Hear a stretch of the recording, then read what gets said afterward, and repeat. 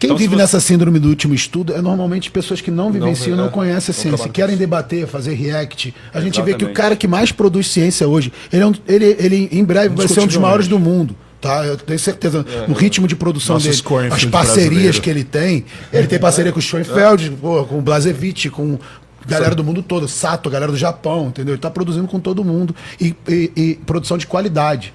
Né? Então, já em poucos anos, ele já ultrapassou em muito a minha produção. Né? Eu tenho 101 artigos, ele já está com 100 e pancada. Né? Eu comecei 15 anos na frente antes dele. Então, a gente está vendo que o cara que mais produz ciência, o cara que vive dentro do laboratório, eu que já vivenciei, estou um pouco mais afastado, a gente não acredita toda essa certeza. Sabe? É o que o Simão fala. O estudo ele traz um tijolinho para a parede do conhecimento, para a muralha do conhecimento. Os ventos apontam para aquele lado, mas amanhã pode ser que isso mude. Eles sugerem, eles indicam, eles não comprovam nada. Não tem estudo que comprove nada. Falou comprove, corre que é cilada. Corre que é cilada. Comprovou, o estudo comprovou, já desligo o vídeo porque não vai vir coisa boa. E não tem como até, inclusive, né? A gente estava conversando sobre isso. Ficar referente do estudo somente, isso... Refém. Ficar refém do estudo somente, isso impossibilita que a gente treine. Não tem dorsal, como é que um treinador costas? E que a gente continue pesquisando, né? A gente continue pesquisando, porque senão já estava tudo resolvido. Então vou só treinar baseado na ciência. Então você não treina dorsal, beleza? Porque você não sabe como é que você treina dorsal. Você não tem nada de hipertrofia. Não tem nada de hipertrofia. Não tem nada de falha.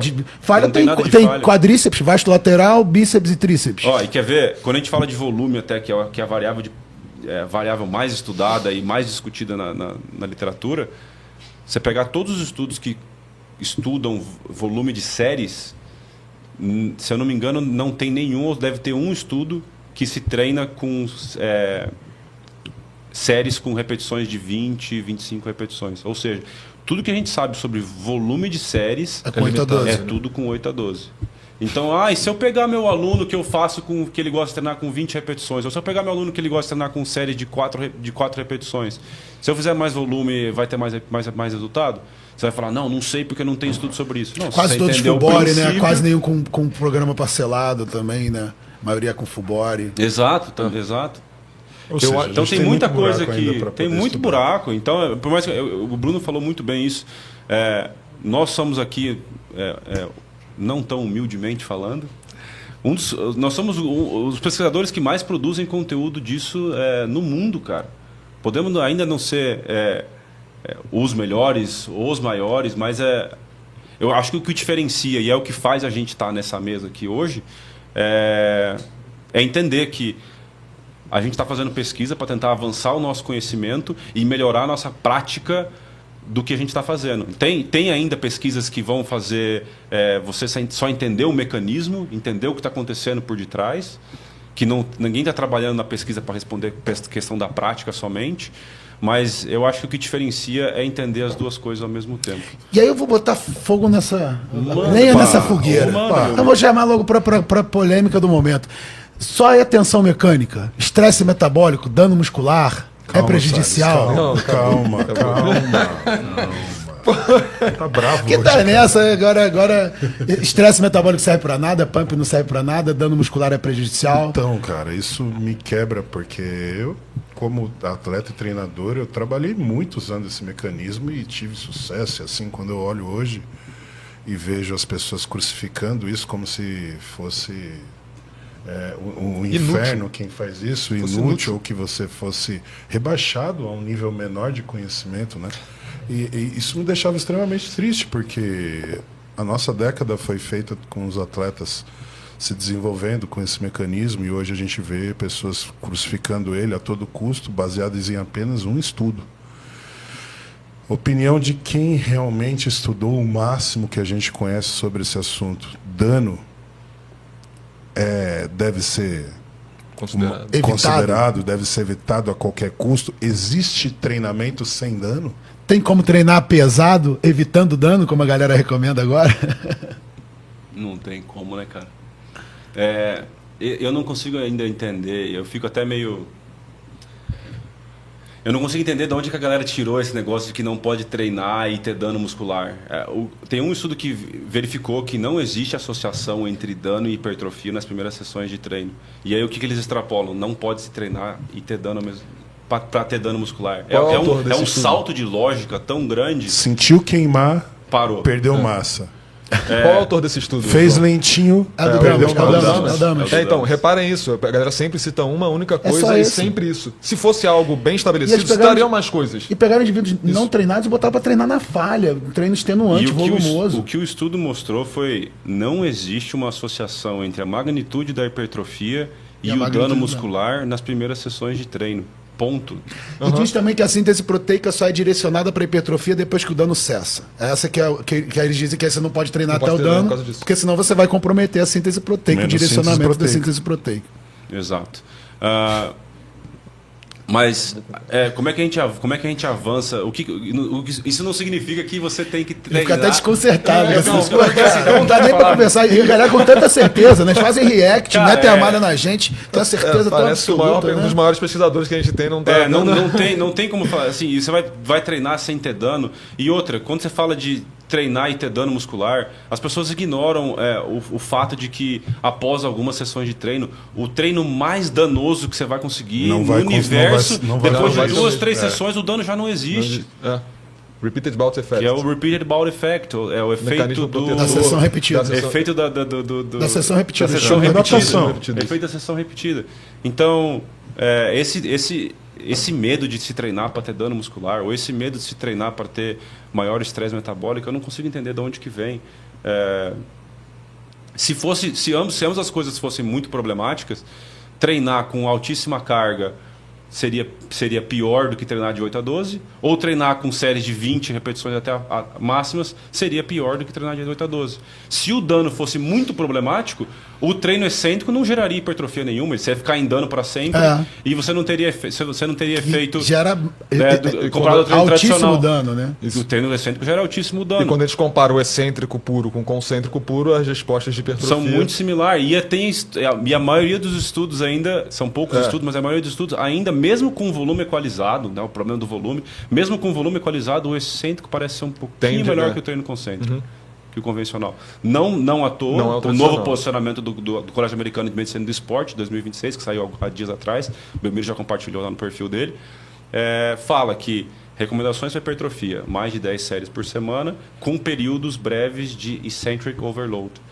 Ou seja, você treinar com um pouco mais de excêntrico, e aí a gente vai discutir só na pós-graduação, do porquê que isso pode ser. Então tem coisas acontecendo no músculo que talvez vai permitir com que esse músculo continue crescendo a longo prazo.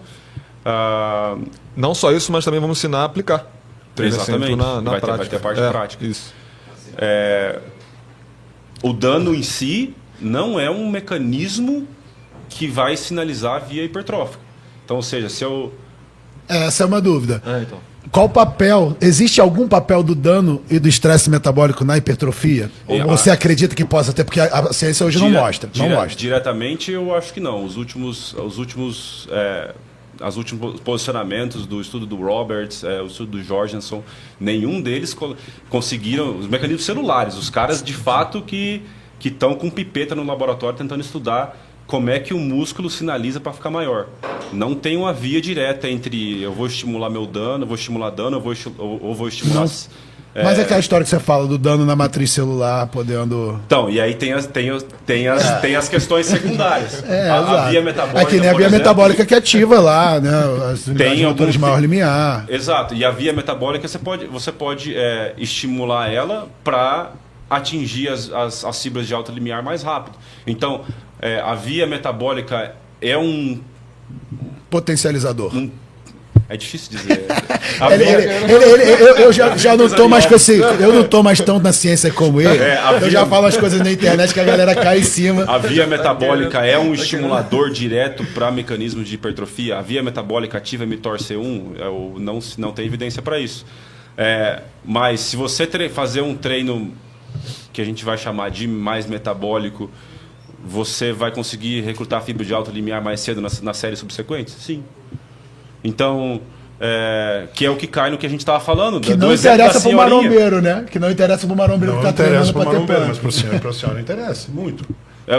Não, mas não interessa o que eu tô falando saber o mecanismo. Não sabe que não vai ter resultado? Você não precisa saber qual que é a se é indireto, se não é indireto, se atua em mTOR ou se é... Vai pro treinador, você precisa entender o que está acontecendo, porque se você sabe que isso está acontecendo dentro do músculo, você pode usar aquela estratégia de treino para pegar uma senhorinha de 80 anos e falar, poxa, se eu sei que o músculo está acumulando metabólitos ali dentro, aquilo vai estimular a via 3 e 4 aferente, que vai recrutar fibras de alto limiar mais rápido na série subsequente. Então eu vou diminuir o intervalo entre as séries, botar ela para fazer tentar fazer o mesmo número de repetições, na segunda ou na terceira série ela vai estar ativando a fibra de alto limiar, vai ter ganho de velocidade e hipertrofia.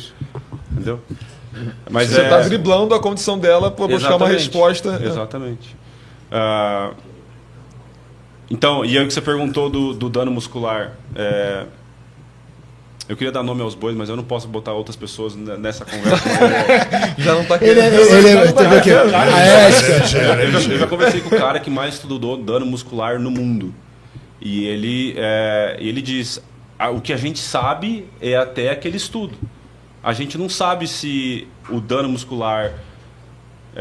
primeiro, né, o dano muscular é diferente da dor muscular, né? Uhum. Então, uma galera confunde muito isso. A dor é até... fibra muscular, a quitina, miosina não tem sensor, nosso receptor. É a nível fácil. Tem receptor a nível da face. Isso já está mostrado há muito prostaglandina, né? Ativa sinalizadores inflamatórios que vai te induzir uma percepção de dor muscular pós-treino. Mas está associado, né? Acontece em paralelo. Nos dois extremos, né? Você pode estar treinando com muita repetição, que aquilo vai promover o fluxo exacerbado de cálcio dentro do músculo nas próximas horas, e aquilo vai estimular uma maior via inflamatória dentro do músculo, e aquilo vai sinalizar a dor. Mas você pode também fazer isso com treino excêntrico, por exemplo, e vai estimular mais dor.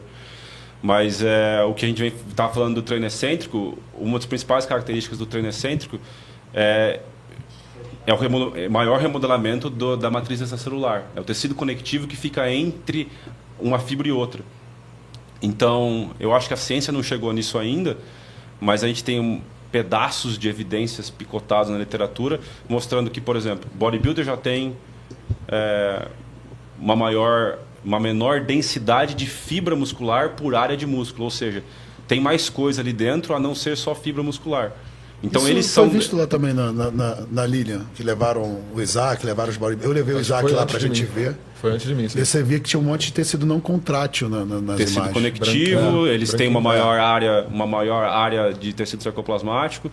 A gente sabe, a literatura não chegou ainda a dizer se a hipertrofia sarcoplasmática existe ou não.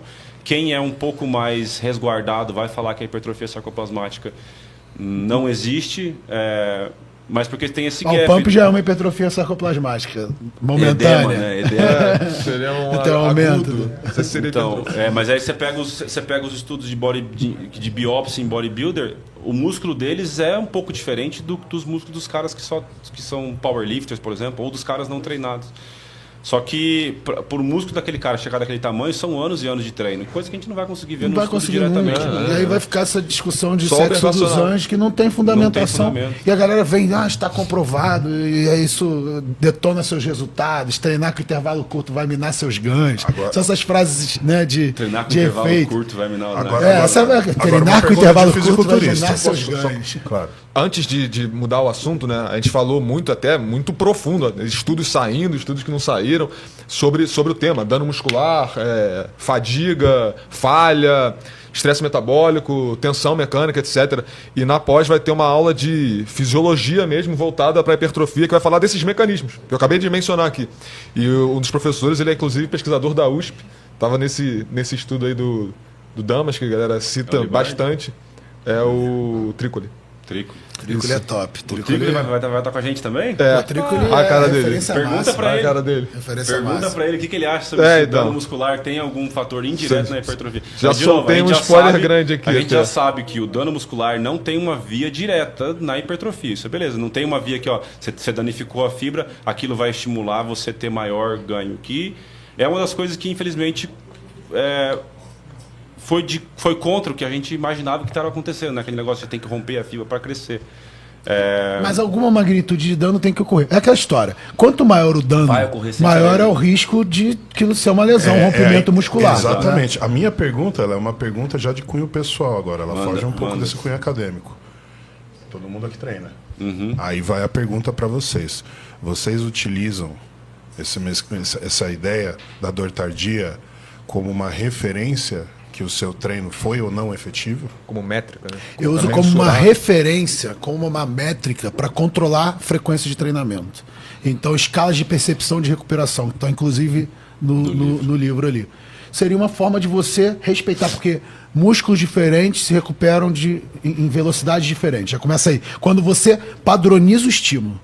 E aí, como músculos diferentes, você trabalha de formas diferentes, com diferentes volumes, diferentes ênfases, isso torna ainda mais diferenciada a recuperação entre músculos. A gente pode dar como exemplo mesmo a panturrilha, que foi tanto estudada pelo JP, que tem uma capacidade de recuperação inclusive, muito mais rápida. Inclusive tem um estudo do Shen, né? Tem um estudo do Shen que ele faz um treino excêntrico e depois vai medindo força por contração isométrica voluntária máxima diariamente após esse treino excêntrico. E é um treino excêntrico máximo para todos os grupamentos. Então faz lá... Para induzir o dano. Para induzir dano, para induzir a perda de força ali. E aí, panturrilha e quadríceps, em um dia estão recuperados. Eles conseguem produzir a mesma força, acima de 90. Peitoral e bíceps vão lá embaixo, demoram quase 5 dias para voltar. Percebo isso. Tríceps recupera mais rápido que bíceps. Né? Acho que penado talvez recupere mais rápido que fusiforme. Pode ter alguma relação? Pode, né? São características. Então... então é por aí, cara. Né? Acho que ele pode complementar. Eu trouxe uma coisa boa. Isso é uma pergunta. Tá, o que você ia perguntar, Julião? Perdão. Sobre o que usar como métrica. Você usa como métrica para o seu treino em si? Olha, eu treinei hoje peitoral e ele está bem dolorido no dia seguinte. Eu devo treiná-lo novamente quando? E se isso é uma relação que eu tenho que o meu treino foi realmente efetivo ou se esse dano ele foi prejudicial para a minha musculatura? Eu uso o treino foi intenso. Isso quer dizer que foi intenso, exato. Com certeza. Eu uso para definir quando é que eu vou treinar de novo. Eu não consigo, ainda não uso como um parâmetro se o treino foi efetivo, o treino como global foi efetivo ou não, mas eu uso para saber se o estímulo para onde eu quero foi efetivo ou não. Tu não treina bíceps e sente dor no quadríceps no dia seguinte, né? É isso que eu tenho como referência. Se eu conseguir sentir dor tardia, é porque eu consegui direcionar a tensão mecânica para aquelas fibras que eram alvo. Eu não acho que deva existir uma relação linear entre se eu sentir muita dor depois é porque o treino foi muito bom, que pode ter diferentes coisas levando àquela percepção de dor. Mas quando a gente pensa de estímulo específico, se você manipulou alguma variável que você está tentando... Exercício por exemplo, novo. De estimular uma porção superior do peitoral e você testou aquele exercício novo e aquilo lá te gerou uma dor tardia naquele local, é bem provável que o teu estímulo foi correto. Foi correto. Sentiu o miolo do peito é porque funcionou. Só tacando fogo. Tá certo. Mas eu acho que essa pergunta dá até para estender para mais coisas. Porque acho que talvez a resposta seja não de relação, mas de associação, né? Exato. E a gente pode usar dano muscular como uma percepção subsequente ao treino, pode usar pump. Não é dano, é a dor, né? A dor, né? Que seria uma das induções. O marcador que está relacionado o marcador do dano, isso. Seria a dor muscular, o pump durante o exercício e o sentir pegar ali durante o exercício também. Seriam 3 coisas que talvez a gente não possa ter uma relação com a resposta que a pessoa vai ter a partir desse treino, mas a gente consegue ter a associação de que esse treino está trabalhando onde a pessoa está querendo. E já tem dado até inclusive sobre isso, a gente pode entrar dentro dessa métrica de ativação também. Não dá para relacionar que sentiu pegar mais o glúteo na elevação pélvica do que no agachamento, igual naquele estudo de Plotkin que a galera fez. Eles perguntaram para os participantes, sentiram mais glúteo na elevação pélvica? Resposta similar de hipertrofia com relação ao agachamento. Pump é a mesma coisa, não é porque teve mais pump que você vai ter uma maior hipertrofia. A questão de sentir a dor também pode não estar relacionado, mas a associação ela pode ser interessante para a gente saber o que está... A resposta do aluno para a gente ela vai ser essa, né? Então a gente usa essa variável que o aluno respondeu para a gente para entender o que aconteceu a partir daquele treino que a gente percebeu para ele. E aí, eu acho interessante levantar isso já, porque senão é uma associação de que você identificou a localização do estímulo que você está dando. Porque senão vira uma bagunça de quem ainda está começando a tentar entender como é que isso acontece, Perfeito, a ponto de, tipo assim, então o meu aluno só vai ter um treino efetivo se ele tiver com dor sempre. Não. E isso é bom para deixar claro que não é assim que funciona, que aí a gente passa também para os profissionais repassarem isso para os alunos deles, porque senão os alunos vão estar na prática achando que o melhor personal vai ser aquele que vai estar sempre me deixando com dor depois do treino. E não é assim que funciona. Isso é perigoso, né? Porque essa percepção do esforço ali parece que o aluno vai associar isso. Então você tem que ter uma rabdomiólise. Então, e você tem que ter um argumento muito bom para convencer ele, né? Exato. Porque ele está sentindo, eu estou sentindo meu músculo trabalhar, então isso é melhor. Eu acho que percepção de evolução se dá através da observação prática da melhora no rendimento, né?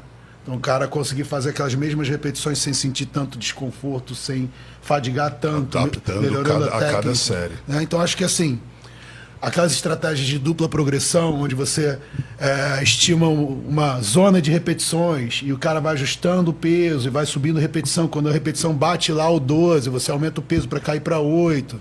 Né? Assim, aquilo aí é um dosador de evolução perfeito. Porque quando você estagna ali, você percebe que é a hora de trocar o exercício, modificar a programação, a zona de treinamento. Né? Então acho que é treino a treino mesmo, usando o feedback do aluno. Então, escala de percepção de recuperação, percepção de evolução.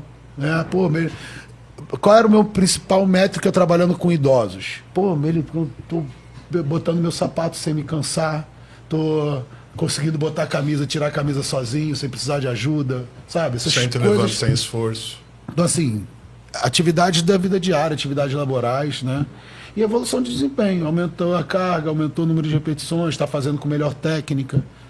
Eu acho que isso aí é... Ou seja, professores, passou o treinamento, está iniciando o treinamento, é normal você ter essa dor tardia. Isso é um ótimo sinal que você conseguiu direcionar. Conforme o seu treino vai evoluindo, a tendência é essa dor estar diminuindo. E se essa dor não está diminuindo, é sinal de que algo dentro do treino está sendo prescrito de uma forma que não seja adaptado para aquele praticante. Então é o momento de você rever o planejamento. Se essa dor tardia permanece nas semanas consequentes, e se ela permanece, você tem que readaptar para menos ali, até achar um ponto de equilíbrio onde essa pessoa tem um início desse desconforto, mas que esse desconforto não progrida nas séries consequentes, nos dias consequentes ao trabalho.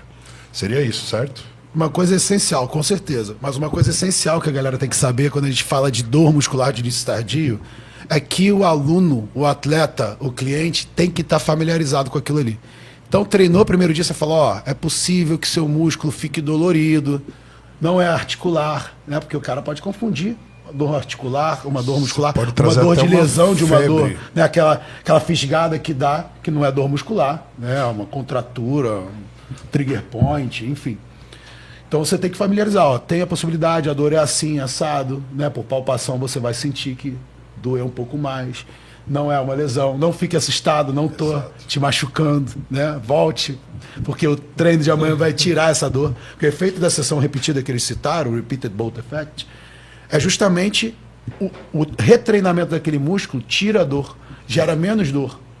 Entendeu? Então, assim, você treinou um dia, teve dor, é provável que você treine de novo, às vezes no dia seguinte, e aquilo ali não gere a mesma dor ou até minimize a dor anterior do dia anterior. E você pode adaptar, né? Sabendo que vai induzir a dor, você reduz um pouco o estímulo ali para que essa dor não fique tão grande, mas mesmo assim ele consiga se adaptar. Pode começar com uma série por agrupamento que seja, apenas. Eu acho que o início de tudo, principalmente um sedentário absoluto, a galera tem falado agora mínimo de 10 séries, eu acho que é importante a gente falar disso. Não existe mínimo de 10 séries. A galera fala de 10 a 20 séries para resultados em magnitude razoável, satisfatória de hipertrofia.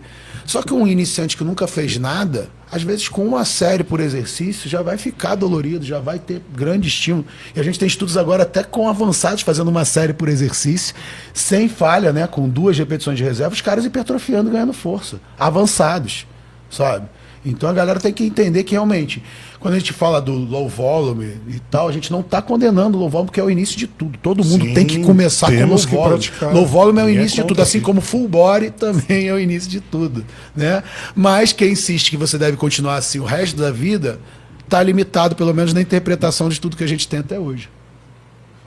Sensacional, galera. Eu tô aprendendo também aqui nessa live com vocês. Estamos todos, Eu acho muito importante esse tipo de discussão, porque esse é o tipo de discussão que realmente agrega e faz com que o nosso segmento se torne cada vez maior.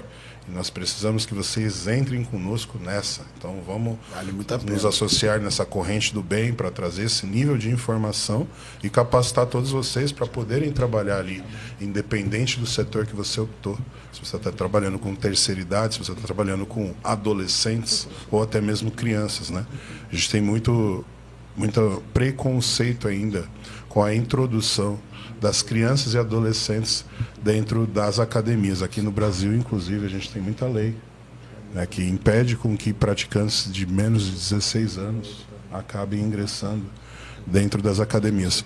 Isso acontece ainda lá na Austrália, JP? Já perderam esse preconceito? Não, molecada, a pira para musculação já começa muito mais cedo. Então, esse reflexo dessa nova geração que nasceu depois de 2005, que estão falindo as boates, né? A molecadinha já não está indo mais beber, mais. Né? Graças a Deus. Geração fitness é muito forte na Austrália. Você vai 5 horas da tarde, que está cheio de anos treinando, é muito forte lá. E assim, falando a modo de brincadeira, mas é muito feliz de ver essa molecada treinando. Eles vão em 5, 6 lá, reveza a supina em 5, treinar às 5 horas da tarde na segunda-feira é quase impossível, mas é bom. Você vê que a molecada tá treinando, tá se empenhando. A gente não tem que desestimular essa galera. E antigamente era assim, tu ia pra academia, comecei a treinar em 2010, mas tu ia pra academia, tinha um grupo já na academia. Não ia 5 em 6 em bonde, mas a galera que tava treinando no horário já era tudo um grupo só, um grupo coeso ali da galera toda, e você ia entrando, você ia progredindo lá dentro, né? Como se fosse uma evolução, uma comunidade. Um movimento. E eu senti falta que isso acabou. Mas aí agora quando retornam com esses grupos de Enzos, né? Apelidados prejudicialmente, né? De forma negativa, há uma crítica a isso, mas eu acho que isso é excelente, cara. Assim, quanto mais gente a gente tiver dentro da academia, por mais que estejam falando besteira, fazendo reacts, lendo teleprompters, né? É bom que eles estejam na academia, né? Estão praticando. E, assim, a grande verdade... que virou meu jargão. A grande verdade é que eles estão fazendo algo que é fundamentado. Vocês estão usando uma linha, uma vertente científica fundamentada, uma vertente de um grande treinador como Mike Mentzer, ou como a linha do Wader, estão seguindo uma linha que dá certo, que funciona. E eles lá na frente, e aí eu não vou dar nome também aos bois, mas há 10 anos atrás surgiu uma galerinha dessa, foi quem meio que criou o low volume, né? Criou o termo treino fofo, essa mesma galerinha ali. Você sabe quem é? Sim. Essa galera agora tá ainda bem que eu nem fazendo a meia culpa, né? Então tem alguns deles que eu já me relaciono com alguns deles há muito tempo. Não dá para treinar sempre pesado. Quem passa 10 anos tá todo ferrado. É isso. Aí começa a pintar a lesão e fala, realmente a sobrecarga pode ser lesiva. Eu não consigo mais treinar. Porque até então pesado. Não, pesado não é lesivo, porque é lesivo fazer muita repetição, né? Fazer treino denso. Quando passa o tempo, você vê que subir carga já é mais arriscado para lesão do que a repetição. Melhor até fazer um drop set, já começa a incluir o método que critica. Não, drop set que é lesivo, não é fazer muita repetição, é botar se desafiar com aquela carga, aquela desestabilizada com a sobrecarga de 80% é diferente daquela desestabilizada com 50%. Né? Vocês têm alguma sugestão quando a gente fala de adolescentes para um início de trabalho, ou ele deve ser começado... Eu acho que a pirâmide dessa área de música é perfeita. Tipo, vai começar, é um programa único, básico, exercícios multiarticulares, um padrão de empurrar, um padrão de puxar, um agachado, um terra. Não tem muita consciência corporal para fazer um agachamento, um terra livre, pode começar num leg, num hack, né? Mas quanto mais rápido possível você fizer a transição para o peso livre, para ele ganhar consciência corporal nessa fase, é essencial. Se o cara já começar na máquina, cria vícios, você empurra mais para um lado que para o outro, empurra torto. Quando você vai para o peso livre, você vê esses desequilíbrios que fizeram. Mas é isso, programa único, 6 a 8 exercícios, aí você vai, eu quero fazer um bícepsinho, você vai botar um bíceps. Preciso de um exercício mais funcional para determinada atividade da vida diária. Você vai direcionar, mas não tem muita individualidade nessa fase inicial. Não existe, então, problema em carga axial. Não, e aí, iniciante, fase de adaptação neural, o garoto ganha força com cabo de vassoura. É o que eu falei, é repetir o gesto, você não precisa botar peso. Sacou? É um peso mínimo para aprender o movimento, para começar a progressão de carga, para ir buscar uma força. Nisso ele está 6 meses fazendo esse full body. 6 a 8 exercícios, e evoluindo carga e melhorando técnica. Para depois 6, 8 meses você pensar num parcelamento. Primeiro parcelamento, superiores e inferiores. Sacou? Num dia você faz ali, passa de 3 para 4 vezes na semana. Pô, quer progredir, passa de 4 para 6. Pô, quero enfatizar membro inferior, faz segunda, quarta, sexta membro inferior, terça e quinta membro superior. Quero enfatizar membro superior, segunda, quarta, sexta membro superior, Inverte. terça e quinta membro inferior. Você já está priorizando por volume. Daí em diante, são inúmeras as possibilidades. Né? Depende do esporte que você está Pô, a mulher, por que a mulher não pode parcelar membro inferior se o homem parcela membro superior? Exato. Entendeu? Por que puxa, empurra e pernas, né? Por que não pode ser superiores, cadeia anterior e cadeia posterior? Sacou? Então, assim, esse início é meio que uma receita de bolo.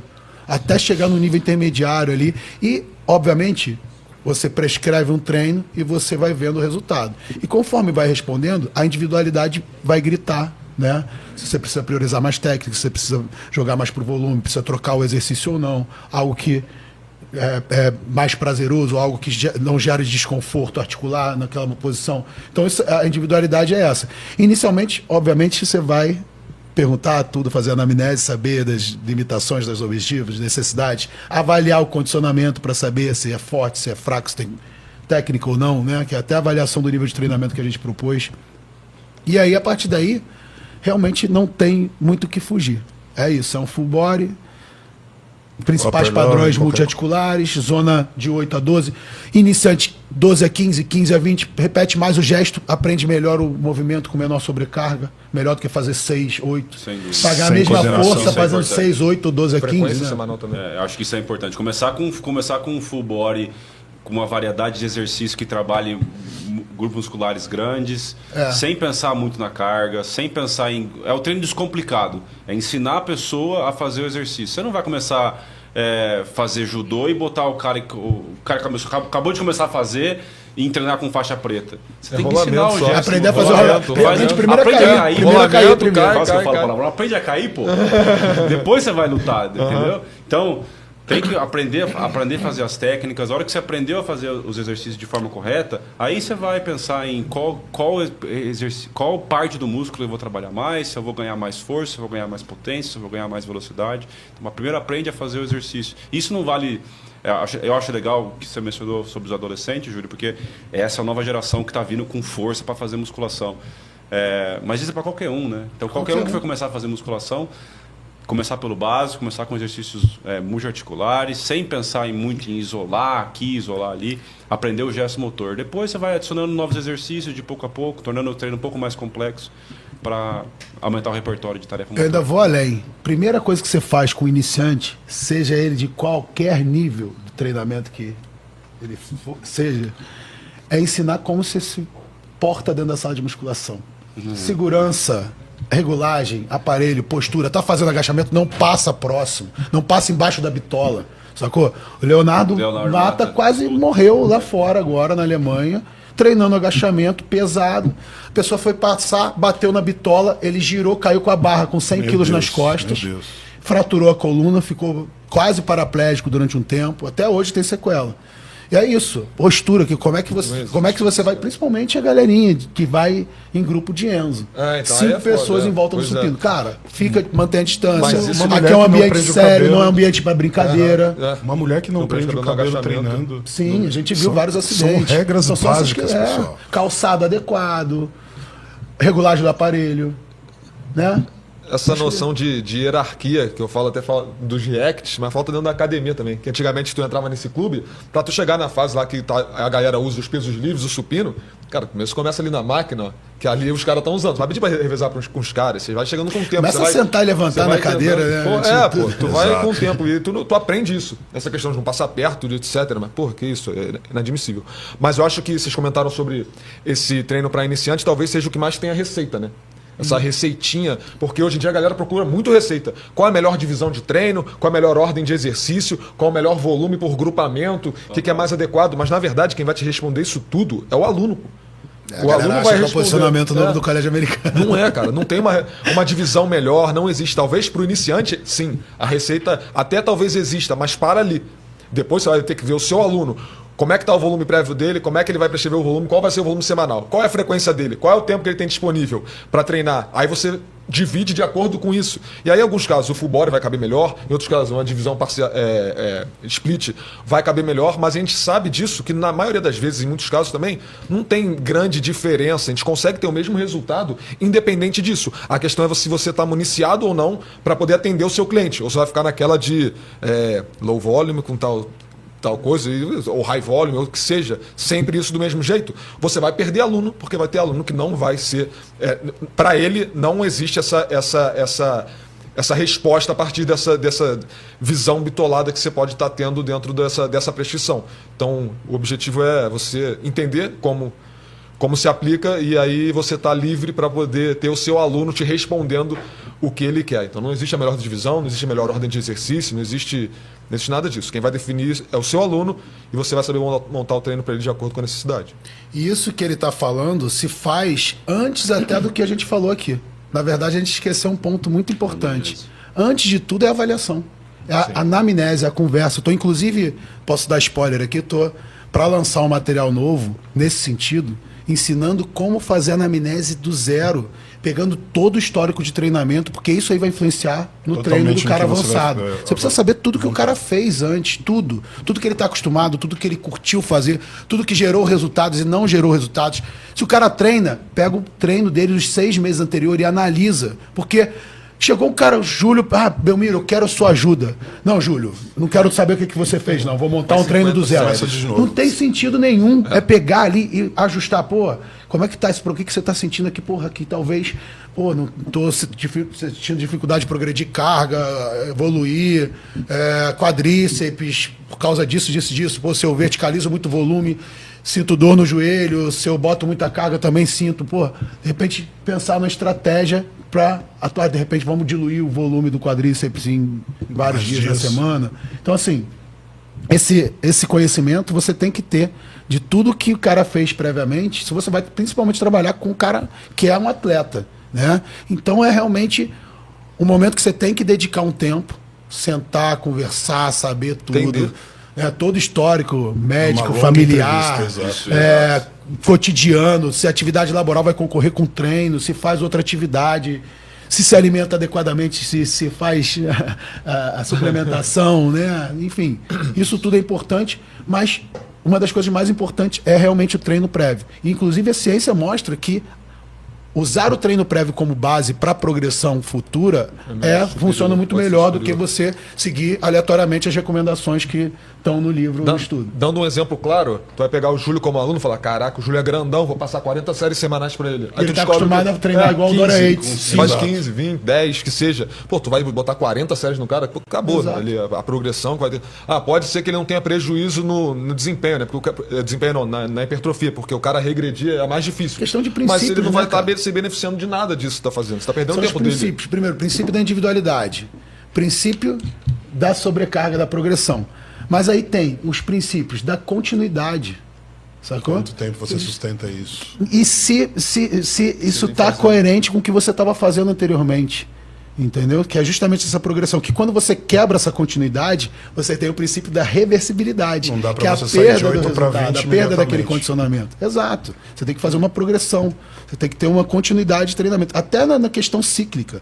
A questão dos ciclos do treinamento, eles seguem uma continuidade. Né? Não é aquele, um dia eu faço, a não ser que seja uma estratégia de programação ondulatória, né? Que você tem essas variações mais frequentes. Eu ia até perguntar, você prefere ondulatório ou linear? Então, na verdade, o que a gente sabe hoje? Eu vou até botar essa lenha na fogueira. O Colégio Americano disse que periodização não funciona, tá? Para hipertrofia. Só que eles analisam estudos com 12 semanas, com 8 semanas. Os estudos que eu produzi, inclusive, de periodização, tenho 3 ou 4, tem 12 semanas. Não são estudos de periodização, são estudos de programação. E aí, quando a gente fala de programação, ao longo do ano, de um macrociclo, de uma periodização, de um planejamento, a gente pode usar fases com diferentes programações. Entendeu? Então eu posso fazer uma fase ali que eu tô focado na hipertrofia de ondulatória, mas depois a fase de força eu jogo uma linear, aí depois eu faço um bloco, entendeu? Aí jogo um conceito de reversa, porque próximo à competição eu tiro o pé do acelerador. Para o meu atleta dá melhor fazer mais repetição do que fazer carga. Qual que é as calorias que ele está consumindo para eu poder determinar qual o melhor estímulo para a gente tem um problema muito forte, né? Que infelizmente a gente vai conversar no podcast do Belmiro no sexta-feira. Sexta-feira. Esse conceito de que periodização não importa é problemático para a nossa área atuante. Porque o que a ciência vem estudando, isso vai em oposto ao que a gente estava falando. Tem partes da pesquisa e da ciência que estão de encontro com a literatura e está respondendo à prática. Né? Tem parte da ciência que está respondendo à prática, mas tem parte que a ciência está muito longe de ajudar na prática. Infelizmente, é a verdade. Está atrapalhando. E o problema é de quem lê isso e não consegue interpretar. Então, periodização não importa. Tá, mas qual que é a literatura de periodização? O que eles estão periodizando? Então, o que tem de estudo na literatura até o momento é se eu fizer 8-12 para sempre, versus fazer 8-12, depois eu faço 6-4, depois eu faço 3-2. Então, você faz uma fase de 3-6, outra fase de 8-12, então, outra fase de 12-15. Exato. O que os estudos de periodização estão fazendo? Eles só estão variando séries só intensidade e carga. E a periodização para hipertrofia é muito mais do que isso. Tudo, é seleção de exercício, é manipulação de dieta, igual você falou, Julião. Então, se o meu atleta vai entrar numa fase de que está com consumo energético muito baixo, você vai socar 50 séries para o grupo muscular? É impossível, não tem como. Ou se meu aluno está numa fase no qual não está conseguindo dormir muito, porque está trabalhando muito, será mesmo que é ideal você manipular a ponto de ter muito estímulo e manter esse cara inflamado o tempo todo? Ou já entra numa fase de volume mais baixo? Entendeu? Então é isso que a gente tem que pensar em avaliar e aplicar para a prática, simplesmente só ignorando o que o posicionamento trouxe. Quem não entende o princípio... Quem não entende o princípio e quem não consegue interpretar de fato o que os estudos estão fazendo, vai falar, não, periodização não importa, então tudo que vocês estão falando é baboseira. Mas você tem que entender o que o estudo está trazendo. E a prática, muitas vezes, acaba sendo soberana na falta de pesquisa. Então, como é que você vai falar para o Julião, que tem mais de 60 anos de prática, Julião? Quase. Oh, caramba. Eu descobri que eu tenho mais tempo de prática que ele. Fiquei até... que eu, cara. Eu não sei se eu fico feliz ou se eu fico triste. Então. Fica até mal, né? Pô, ai, meu Deus. Estou aqui com meus 43 de braço. Como é que você vai falar com um cara que tem anos, décadas de prática, que o que ele está fazendo não está funcionando? Mas a ciência não provou isso. Ele falou, cara, aqui, né? Mas também não provou o contrário. Não provou o contrário, perfeito. É esse o ponto que eu acho que tem que ser. É complicado. Cara, acho que essa live é boa para esclarecer esse ponto. Eu tenho batido muito nessa tecla no Deload, nos meus posts, mas é importante trazer alguém que está na ponta da lança. Porque eu agora produzo um artigo, 2, 3 artigos por ano. Sim. O cara está na ponta da lança dentro do laboratório dos caras que são o Herzog, o Blazevich. Os melhores que nós temos. Então, assim, ele vem e fala, tá corroborando o que a gente tem defendido, né, nos deloads, etc. Não tem a prática é soberana, né? Então, assim, não adianta, porque as evidências elas ajudam a fundamentar a prática, a direcionar a prática, mas elas nunca vão comprovar algo, fechar um conhecimento. Aquela máxima, né? A ciência trabalha com verdades transitórias. Então, assim, o bom pesquisador, o cara que realmente se serve da ciência, ele não tem escrúpulos em mudar de opinião, em falar, cara, estava errado. Eu estava errado em relação a um monte de coisa aí ao longo do tempo. Já fui falha para tudo, já fui amplitude para tudo. Já segui todas essas linhas. A progressão de carga lá atrás era aumentar peso, sacou? Então, assim, quando a galera vem falar que você defende volume, você defende falha, eu acho engraçado porque a gente defende a ponderação, né? Exato. E aí a gente é atacado por todos os lados. Inclusive, eu falei isso no corte de hoje. Eu sou atacado por quem ama a falha e por quem odeia a falha. Eu sou atacado pela galera da progressão, sou atacado pela galera do low volume e do high volume. Eu falo, caraca, então eu realmente não tenho linha, né? Mas é que o teu conhecimento... Cara, existe uma diferença se você... A galera hoje está usando muito artigo científico, não é um problema nenhum, né? Você tem a evidência ali. Agora... O seu entendimento sobre isso, ele vai ser completamente incomparável com um cara como o João, um cara como o Belmiro.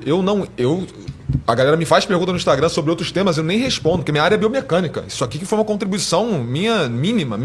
Eu não sei nada sobre isso. Agora o Belmiro, ele é capaz de ler um artigo, ele tem uma base de dados, ele é capaz de revisar. Mas também em relação a uma parte pequena da sua que área. se sabe. Mas se você for entrar na biomecânica, por exemplo, talvez você já vai ficar um pouco mais para trás. Se eu for entrar na sua, também vai ficar... A galera lê um artigo e às vezes pega uma discussão, interpreta uma discussão como se aquilo ali fosse de fato uma verdade absoluta. Cara, aquilo ali é o que o autor escreveu. Entendeu? É só isso. Usa o dado como um quebra-cabeça. Você pegou uma peça ali, tenta descobrir onde é que você vai usar. Que nem lia, né, cara? Hoje joga no GPT e pede o resumo, né? E viram especialistas em generalidade. Porque ninguém é especialista. Cara, puxando o exemplo que a gente acabou de falar logo antes de começar a live. O dano muscular e o pump e a estresse metabólico são ruins para hipertrofia. Se você tiver muito dano muscular, você não vai ter hipertrofia. Então, e eles pegam essa informação e esquecem as outras peças do quebra-cabeça. Se o dano muscular é tão ruim assim para hipertrofia, o que explicaria, por que o treino excêntrico talvez tenha mais efeito que o treino tradicional? Pode ser superior, mas não inferior. Pode ser superior, né? ou pelo menos não é inferior. Eu falei isso e tomei porrada que porque o que gera dano é estresse metabólico. Cara, a galera estuda mecanismo de dano só com treino excêntrico. Ninguém estuda mecanismo de dano com estresse metabólico. Pois é. O negócio é um dano. Eu arrisco dizer que o dano excêntrico é maior, provavelmente, do que um dano por acúmulo de íons de cálcio, enfim. E, por exemplo, essa questão de montar um quebra-cabeça, eu vou dar um exemplo. Eu não sei nada dessa área. O que eu faria para aprender uma coisa dessa área, eu não ia tentar abrir um artigo, por mais que eu saiba ler um artigo, e tentar eu por mim mesmo. Eu vou num Belmiro, eu vou num João, né? Bruno, você tem acesso a eles, você também vai ter acesso a esses caras. Mas eu iria, obviamente, neles para consumir o conteúdo deles, que são caras que têm uma base gigantesca. Só eu sei o quanto eu estudei de biomecânica mesmo, bem limitado ali na área de biomecânica, para entender, para sair talvez daquela nota 8 para uma nota 9, sabe? Que é o mais difícil. Também não é para confiar na gente cegamente. Não é. Justamente, a gente mostra o caminho, mostra ali onde encontrar as evidências, mas é ideal que a pessoa vá e saiba interpretar, saiba ler o estudo, saiba interpretar. E você pega um estudo, como eu comentei, que o João até concordou, se eu usar ele como um quebra-cabeça, uma peça de um quebra-cabeça, nada mais é que você juntar esses dados, cara, e você extrair conceitos e formular hipóteses. Porque todo estudo que você for ler, ele começa de uma introdução e ele termina com uma hipótese. Na verdade, começa uma introdução, ele vem com o que o cara vai estudar naquele estudo e fazer, e termina com uma hipótese. Ou seja, o próprio autor ali, ele pegou vários estudos, formulou conceitos, viu onde tinha um gap na literatura, onde o estudo dele poderia contribuir para responder, e mesmo assim, antes de fazer o estudo e ter uma resposta, ele já tem uma hipótese. E muitas vezes essa hipótese acaba sendo confirmada. Justamente porque essa base teórica e conceitual ela é muito importante. Então, não se sinta, talvez, tão afastado assim por não entender artigo, ou não estar atrás de artigo, ou não ter essa base de artigo em si. Porque a gente já vai estar extraindo para vocês o conceito para te deixar independente de artigo. No começo eu achava, cara, todo mundo tem que ler, tem que saber. Nem saber, mas saber interpretar o que é informação correta, o que é informação enviesada. Porque é aquela história, né? Intervalos de 3 minutos geram 93% maior hipertrofia do que intervalo de 1 minuto. Você vai olhar o estudo não mostra isso. Um grupo teve 1% de hipertrofia, o outro teve 1,93. Aí quem tem 1,93 tem 93% mais hipertrofia do que quem tem 1. Entendeu o raciocínio da galera enviesado? Aí tu fala, cara... E aí o estudo mostra que intervalo de 3 minutos resulta em maior volume do que de 1. Aí você fala, pô, essa diferençazinha que é de 1 ou 2%, talvez esteja associada ao volume, não é ao intervalo. E inclusive o João tem um estudo mostrando aí que é justamente... Né? É o volume em si, né? Se você for usar um intervalo mais curto, basta fazer mais uma série ou duas. Vamos falar desse estudo, então. E o mesmo vale para força também, né? A gente viu... tem vários estudos mostrando que se você faz intervalo de descanso muito curto, no longo prazo você acaba tendo menor ganho de força, e alguns estudos mostram menor ganho de hipertrofia. Só que quando você para entender o que está acontecendo, a hora que você diminui o intervalo de descanso, a performance do número de repetições tende a diminuir. Volume cai. E aí o volume cai. Isso pode estar reduzindo o estímulo para hipertrofia. Você entendeu o conceito? Você entendeu o conceito. Agora, tem coisa que a gente vai trazer isso para vocês que quem não faz pesquisa não vai conseguir entender. Então, a galera fala que a pesquisa e prática são coisas completamente diferentes. Eu tenho uma coisa que a gente sempre fala, se você acha que pesquisa e prática são coisas completamente diferentes, você não entende pelo menos um dos dois. Então, na pesquisa, cara, ou os dois, na pesquisa o que vai estar acontecendo? Quando o desempenho está caindo, você não vai deixar o cara fazendo uma repetição e manter a carga. Você vai ajustar a carga para manter aquela faixa de repetições esperadas. Ali. Então, o que está acontecendo? O grupo que está treinando com mais com intervalo mais longo, ele vai manter um percentual de um RM maior. Enquanto que o outro grupo que vai treinar com intervalo de descanso menor, vai tentar redução da carga, do método decrescente. Para tentar manter o mesmo número de repetições que o outro, ele estipula-se 8 a 12, né? Você estipula 8 a 12 repetições máximas que seja. Então, a sua zona do teu era um pouco maior, né? Estava em torno de 10 repetições máximas. Então, o que acontece? Você vai tentar diminuir, aumentar... Vai tentar diminuir a carga absoluta para tentar bater o mesmo número de repetições, só que você está diminuindo a intensidade absoluta relativa a um RM. Então acaba ganhando menos força. Porque você não menos peso. Normalmente é o que está acontecendo nos estudos. Então o que a gente fez? Tá, mas se não for, então... E se a gente não reduzir essa carga, então? Se a gente manter o mesmo percentual de RM para todo mundo e deixar esses caras fazendo número de séries até bater o tanto de repetições, até chegar ao mesmo tanto do grupo que faz... grande descanso. Entendeu, Júlio, o que ele fazia? Então, tipo, fez 3, deu 30. Eu vou fazer, independente do número de séries, o volume equivalente. Para bater o mesmo total. Exato. Eu vou manter o mesmo número de repetições e não vou abaixar a carga para esses caras não serem penalizados. O mesmo número de repetições para o mesmo percentual de RM. E para o mesmo percentual de RM, porque a gente viu que os ganhos são os mesmos. E aí a gente foi muito complicado para publicar esse trabalho. Esse teu estudo foi hash-pause. Foi 20 segundos, ele botou 20 segundos a hash-pause. Então, o que os revisores falaram? Mas isso é óbvio, você está mantendo a carga e você está fazendo o mesmo volume total, você vai ter o mesmo ganho de força. Só que a densidade é maior. A densidade é maior, só que o que está determinando o ganho de força é o percentual relativo à tua capacidade máxima. O famoso percentual de RM. Então os ganhos de força foram os mesmos.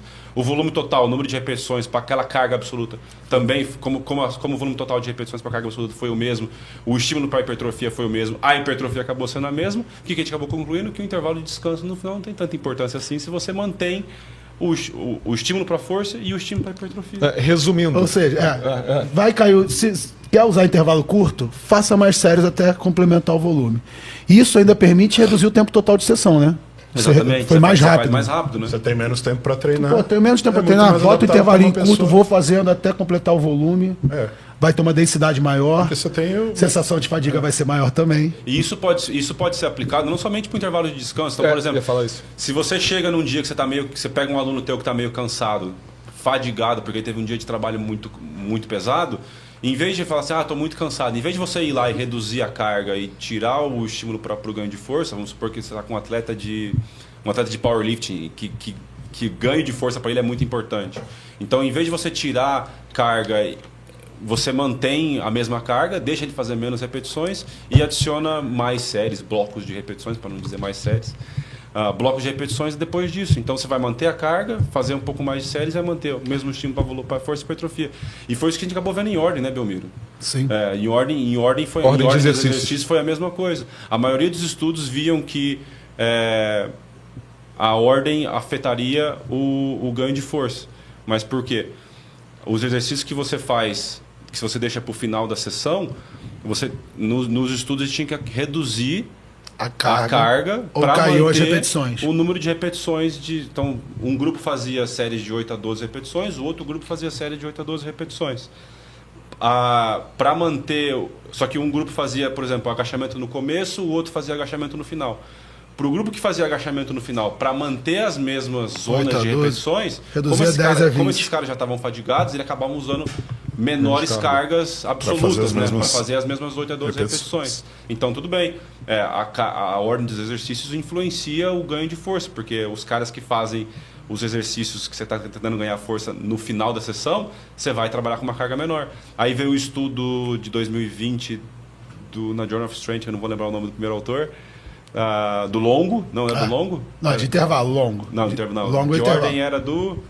Não vou lembrar o nome do primeiro autor. Enfim, o que eles fizeram? Em vez de reduzir a carga para esse segundo grupo, eles mantiveram e ignoraram o número de repetições. Então, assim, você vai fazer a carga, você vai fazer o exercício no final da sessão.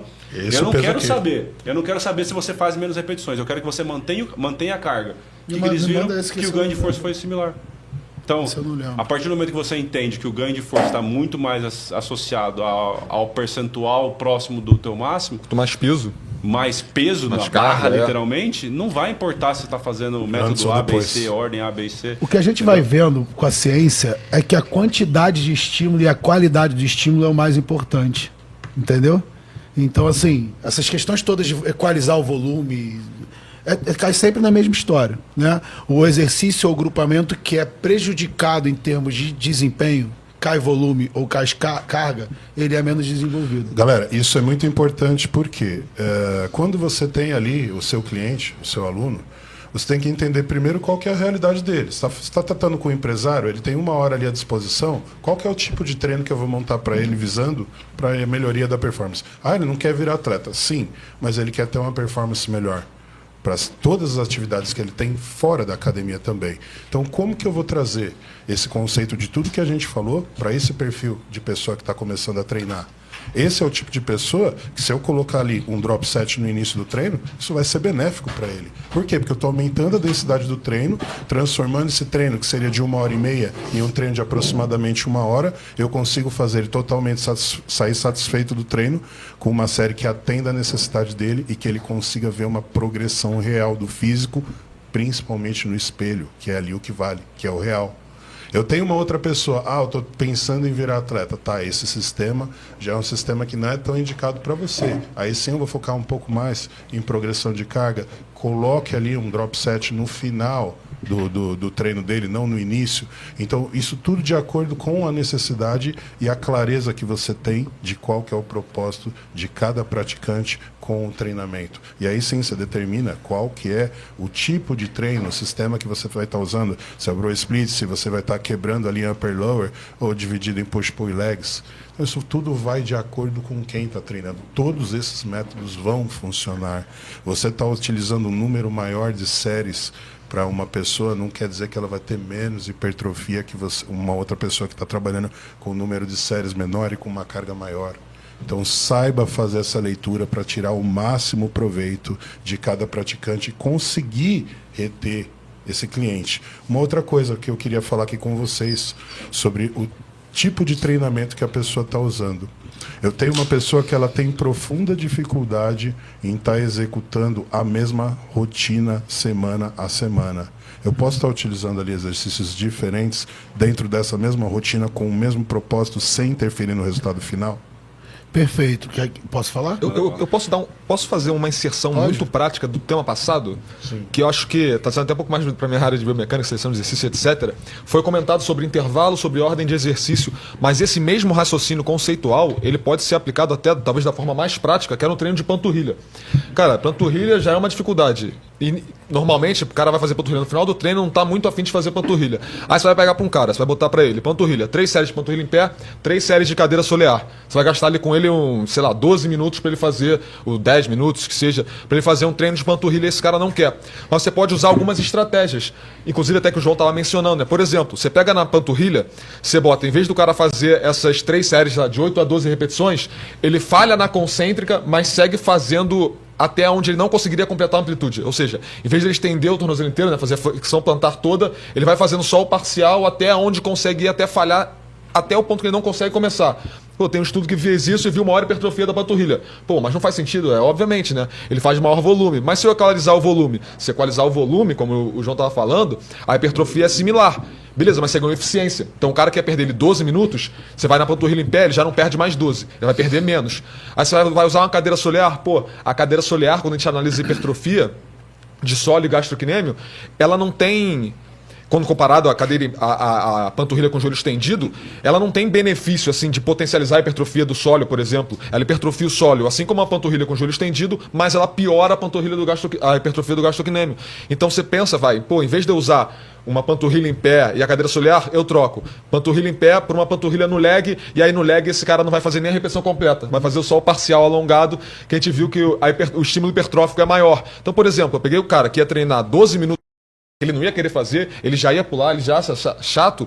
Você usa um método desses que ele faz 3 séries rapidinho e vai até a falha para além do final de completar a amplitude, depois você adiciona um exercício a mais de parcial, ele treinou em menos tempo, teve um potencial hipertrófico até maior por conta desses conceitos que a gente está aplicando. Isso aí é totalmente aplicável na sua prática e corrobora muito com o que a galera estava falando aqui. Posso responder a pergunta do Júlio?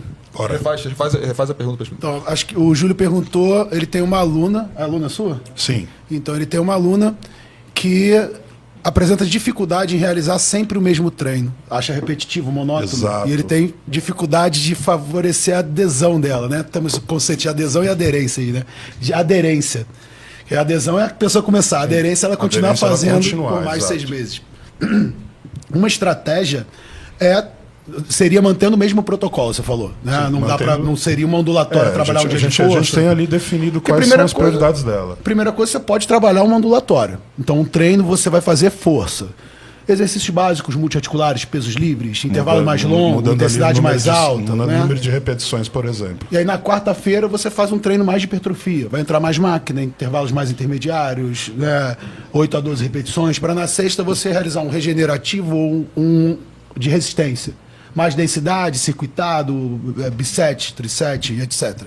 Ou você pode, querendo manter o mesmo protocolo, fazer um dia de treino de pesos livres, que você vai priorizar técnica, vai priorizar ali um trabalho, né, mais de força. E outro dia que você faz os mesmos exercícios, os mesmos padrões em máquina, buscando mais próximo da falha, maior volume, né? Para um outro dia você entrar com um treino mais regenerativo, né? Porque é importante aí, você vai trabalhar alta intensidade, depois falha, depois entra um treino ali que é para ativar, para relembrar. Então, assim, tem várias formas de você variar esse estímulo para quebrar a monotonia e favorecer a aderência. Mas tem um estudo do João, que eu quis falar primeiro da parte prática para chamar, que é o estudo da questão de onde a galera tirou essa ideia do exercício redundante. É da conclusão do estudo dele. Porque o estudo dele fala, você tem que fazer uma variação. Ele fala, faça uma variação planejada, sistemática, né, baseada na biomecânica, explorando diferentes comprimentos, explorando a biomecânica. E evite variações redundantes. Trocar uma bíceps rosca peso livre por um bíceps rosca na polia, por um bíceps rosca com dumbbell, é o mesmo exercício, mesmo comprimento muscular, mais ou menos o mesmo ponto de falha. Então você não tem uma variação de estímulo. Diferente de fazer um bíceps no Scott, um bíceps com braço estendido e um bíceps um braço para trás do corpo. Com ombro bayesiano. E um negócio que eu acho interessante é, sabendo que talvez o Bruno vai explicar bastante isso na pós-graduação, tem exercícios que são muito similares, com relação ao seu perfil de resistência, com músculos que estão sendo trabalhados. Sabendo disso, dá para usar isso com o exemplo da tua aluna que você falou. Exato. Então, eu avaliei, eu tenho esse aluno que ele precisa, por exemplo, força de membros inferiores para salto. Então, eu vou puxar porque eu tenho uma aluna na mesma condição. O desempenho de salto dela, a potência de membros inferiores dela está horrível. Então ela tem uma massa muscular legal, mas a potência de membros inferiores está horrível. O exercício de salto em cima da caixa é não negociável. Isso eu mantenho. Agachamento no Smith e agachamento com salto, isso é não negociável. O resto pode variar. Fazer de acordo com a sua preferência. E aí tudo bem, eu quero treinar o bíceps. Então tem um dia que eu vou lá e faço exercício com bíceps na barra, sabendo que ele é redundante com bíceps com dumbbell. O dia que eu vou lá e boto um bíceps com dumbbell, porque o aluno não precisa necessariamente saber, mas você está variando os exercícios, está tornando algo menos monótono. Enquanto que os não negociáveis que você precisa melhorar no teu aluno estão sendo mantidos. Inclusive a ordem pode mudar. Exato. Inclusive a ordem. É isso que eu ia falar. Porque o agachamento, nesse caso, que foi muito bem citado, porque o agachamento e um salto pliométrico, ao invés de uma cadeira extensora e um salto? Agora você voltou na parede aqui, viu, Julião? Poderia ser. Eu ainda considero o agachamento do Smith o multiarticular pela função maior do que a extensão. Mais completo, com mais maior transferência das atividades intermediárias, esportivas, laborais. Eu ainda acho o agachamento um pouco mais funcional do que a cadeira extensora. Cadeira extensora é estético, né? É um trabalho estético, é um trabalho para você priorizar, de repente, uma hipertrofia do reto femoral que não entra em nenhum outro multiarticular e na extensora entra com maior magnitude de hipertrofia. Exato. Então é o músculo mais estético, né? É o que dá o corte em V do quadríceps.